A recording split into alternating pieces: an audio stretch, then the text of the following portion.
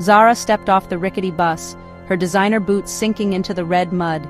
The air hung heavy with the scent of wood smoke and unfamiliar blossoms.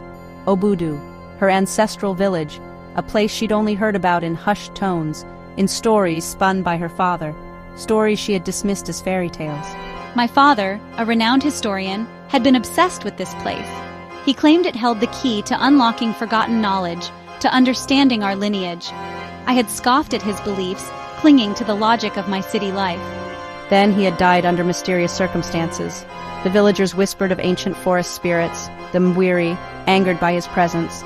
Zara, a woman of science and reason, refused to believe them. Yet here she was, drawn back to the heart of her lineage by an unexplainable pull, a need to understand the truth behind her father's death, a truth that seemed to whisper from the mist-shrouded peaks of the Obudu Mountains. I adjusted my backpack, its weight a reminder of the technology I carried. GPS trackers, high-powered cameras, a satellite phone, tools to navigate the unknown and to document my findings. I would approach this like any other investigation, with logic and skepticism. I would uncover the truth, even if it meant confronting the shadows lurking in the heart of Obudu. The village seemed to materialize from the mist, a collection of mud brick houses with thatched roofs. It was as if time had stood still here, preserving the essence of a simpler, more connected way of life. The air was thick with the scent of earth and wood smoke, mingling with the distant sound of laughter and the rhythmic beat of drums. Curious eyes followed her every move. The villagers, with their weathered faces and bright, inquisitive eyes, seemed to be trying to decipher the story she carried with her. Each glance was a silent question, a whisper of curiosity and perhaps a hint of recognition. Children with bright smiles and wary eyes peeked from doorways. Their laughter was a melody that danced on the breeze, a stark contrast to their cautious gazes. They were the heartbeat of the village, their energy and innocence a reminder of the cycle of life that continued unabated. An old woman, her face etched with the wisdom of generations, sat weaving a basket, her gaze unwavering. Her hands moved with practiced ease, each motion a testament to the skills passed down through countless years. She was a living bridge between the past and the present, her presence a silent anchor in the ever-changing world. You must be Zara. I am Jaja, your father's apprentice. He spoke with a quiet confidence, his voice carrying the weight of his responsibilities and the respect he held for Zara's father. There was a sense of familiarity in his tone, as if he had known Zara all his life even though they had just met. I will take you to your grandmother's house. His words were a promise of guidance and protection, a reassurance that she was not alone in this journey. The path they walked was well-trodden, each step a connection to the generations that had come before. His eyes, dark and knowing, held a depth that belied his youthful appearance. They were eyes that had seen much, understood much, and yet remained open to the mysteries of the world. In those eyes, Zara saw a reflection of her own uncertainties and hopes. Jaja moved with the ease of someone who knew the forest intimately, his bare feet navigating the uneven terrain with effortless grace. The forest was his domain, each tree and path a familiar friend. He moved as if guided by an invisible map, his steps sure and steady. He spoke of her father with reverence, sharing stories of his kindness, his thirst for knowledge, his deep respect for the old ways. Each tale was a thread in the tapestry of her father's life, woven with care and respect. Through Jaja's words, Zara began to see her father not just as a parent, but as a man of great depth and character. Your father was a good man, Zara. His voice was filled with emotion, a mixture of pride and sorrow. It was clear that her father had left a lasting impact on those who knew him, his legacy living on in their hearts and memories. He loved this village, its people, its secrets. The village was more than just a place, it was a living, breathing entity that held the stories and spirits of its inhabitants. Her father's love for it was evident in every corner, every face she encountered. Then there was Tomiwa, a childhood friend of her father's and a renowned historian in his own right. Tomiwa's presence was a link to her father's past, a bridge to the stories and history that shaped him. His knowledge was vast, his passion for preserving the past evident in every word he spoke. Tomiwa, with his skeptical gaze and quick wit, seemed to be the only one who understood Zara's skepticism. He saw through her doubts and fears, offering a perspective that was both challenging and comforting. In him, Zara found a kindred spirit, someone who questioned the world as she did. He greeted her with a warm embrace, his eyes holding a mixture of sadness and understanding. It was a welcome that spoke of shared history and mutual respect, a silent acknowledgement of the journey she was on. The spirits whispered of your coming, child. The forest seemed to come alive with the voices of the past, a chorus of ancestors guiding her steps.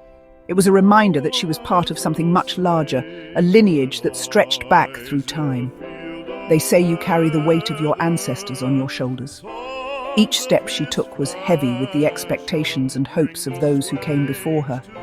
It was a burden, but also a gift, a connection to a rich and storied heritage. And then there was Chief Mama Enyo, the village elder, her face a mask of ancient wisdom and quiet authority.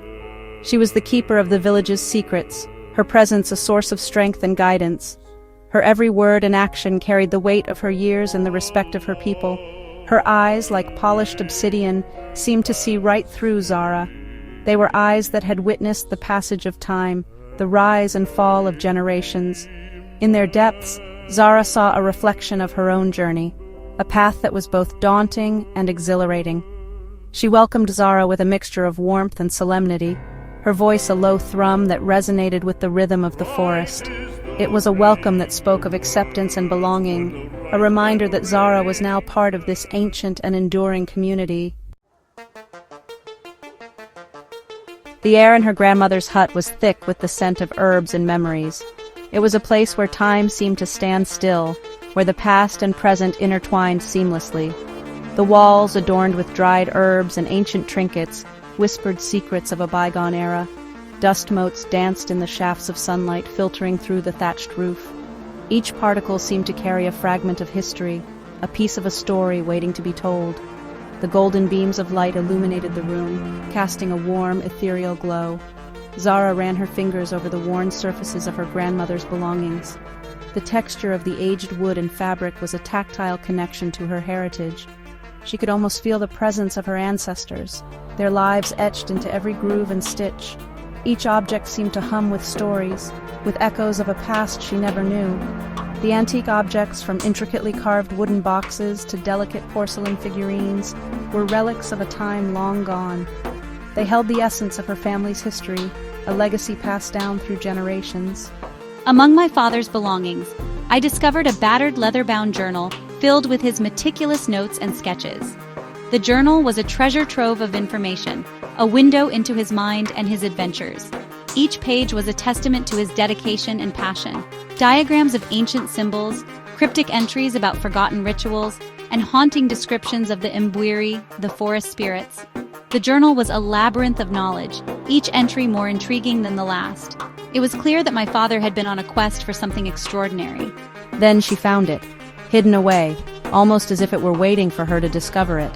The anticipation was palpable, a sense of destiny unfolding before her eyes.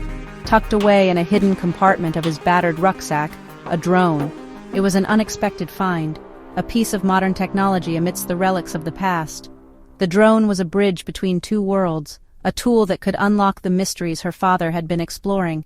Not just any drone, but a state-of-the-art model equipped with high-resolution cameras and encrypted storage. Zara's pulse quickened. This was no ordinary device. It was a sophisticated piece of equipment designed for serious exploration and documentation. This was the kind of equipment her father used for his most important expeditions. It was a testament to his commitment and the lengths he would go to uncover the truth. The drone was a key to unlocking the secrets he had been chasing. I powered it up, my fingers trembling with anticipation. The hum of the drone coming to life was both thrilling and nerve-wracking. It was a moment of connection, a continuation of my father's journey. The drone whirred to life, its tiny screen flickering with static. It was a portal to another world, a device that could reveal the unseen. The static gradually cleared and the screen began to display images.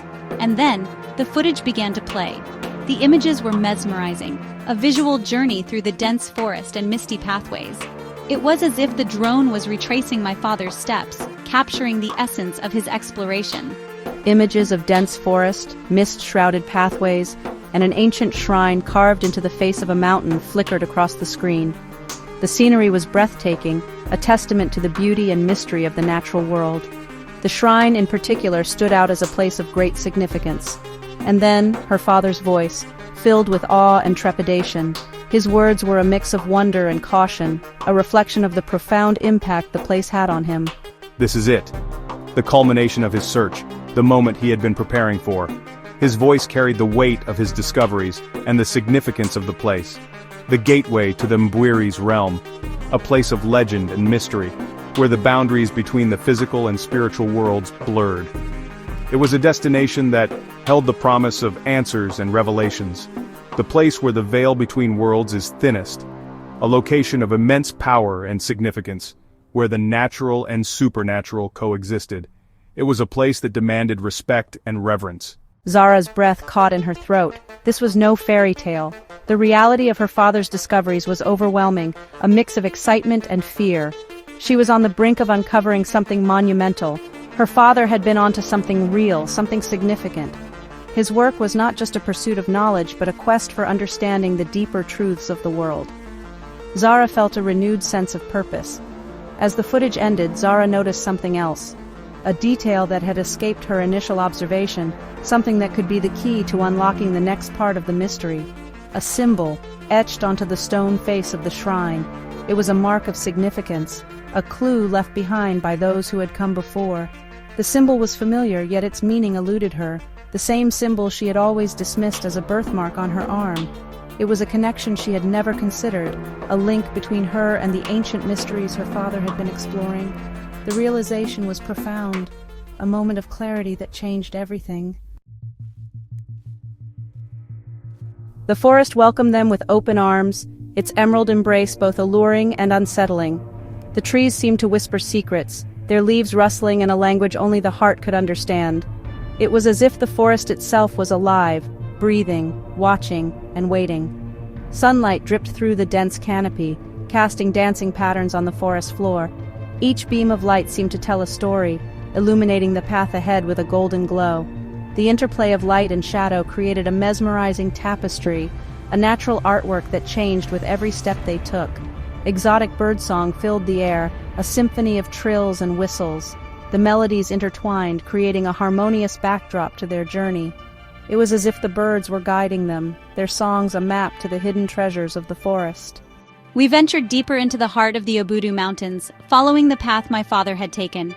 Each step felt like a step back in time, retracing the footsteps of those who had come before us. The path was ancient, worn by the passage of countless travelers, each with their own story to tell. Jaja, his knowledge of the forest uncanny, led the way, his machete hacking through the undergrowth with practiced ease. His movements were fluid, almost dance-like as he cleared the path ahead. It was clear that he was in his element, the forest a second home to him. He pointed out medicinal plants, identified animal tracks, and shared stories of the forest spirits that dwelled within its depths. Each tale was more fascinating than the last, painting a vivid picture of a world where the natural and the supernatural coexisted in harmony. Zara, look here, this isn't just any path, it's the one your father wrote about. The markings on the trees, the way the ground feels underfoot, it's all exactly as he described. These passages from your father's journal, they piece together the clues that will lead us to the truth. Every word he wrote is a breadcrumb, leading us closer to the heart of the mystery. Tomiwa, his skepticism momentarily forgotten, translated passages from her father's journal. His voice was steady, each word carefully chosen as he deciphered the cryptic messages. The journal was more than just a record, it was a guide, a key to unlocking the secrets of the forest. Zara, armed with her father's drone and her own determination, documented their every step. The drone buzzed overhead, capturing the beauty and mystery of the forest from above. Each image and video was a piece of the puzzle, a visual record of their journey. The air grew cooler, the scent of damp earth and decaying leaves intensifying as they ascended. The mist clung to their skin, a tangible reminder of the forest's ancient, untamed nature. It was as if they were walking through a living, breathing entity. The path became steeper, winding its way through ancient trees draped in moss and lianas. Each step was a challenge, the ground uneven and treacherous. But the beauty of the forest, with its towering trees and lush greenery, made every hardship worth it. The further we journeyed, the more I began to question everything I thought I knew. The forest had a way of making you see things differently, of challenging your perceptions and beliefs. It was a place of transformation, where the line between reality and imagination blurred. The forest whispered around them, a symphony of rustling leaves and unseen creatures. The sounds were both comforting and eerie, a reminder of the forest's dual nature. It was a place of beauty and danger, of life and death. Zara felt a strange sense of familiarity, as if she were retracing the steps of her ancestors. Each landmark, each twist and turn of the path felt like a memory long forgotten. It was as if the forest was calling her home, guiding her to her destiny. The line between myth and reality blurred. The stories she had heard as a child, tales of forest spirits and ancient magic, seemed to come to life around her. The forest was a place where anything was possible, where the impossible became real. The stories she had once dismissed as fairy tales began to feel like warnings. Each tale held a kernel of truth, a lesson to be learned. The forest was a teacher, its lessons hidden in the shadows and the light, and the symbol on her arm seemed to burn with a newfound intensity, a physical manifestation of the connection she felt to this place, to her heritage. It was a reminder of who she was and where she came from, a link to the past and a guide to the future. The forest had embraced her, and she in turn embraced it.